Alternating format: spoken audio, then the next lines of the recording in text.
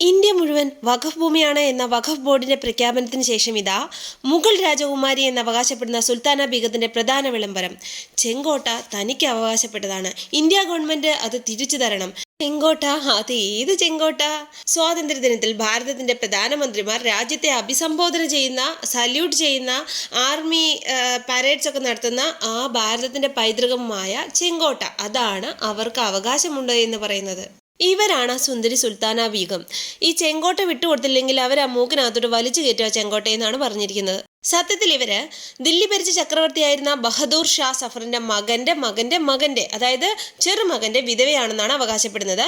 ഇവർ പറയുന്നത് ചെങ്കോട്ട Indian government അനധികൃതമായി കൈവശപ്പെടുത്തിയിരിക്കുകയാണെന്നും 1857 മുതൽ ഇന്ന് വരെയുള്ള നഷ്ടപരിഹാരം അവർക്ക് വേണമെന്നും പറഞ്ഞ് അവർ കേസ് കൊടുത്തിരിക്കുകയാണ്.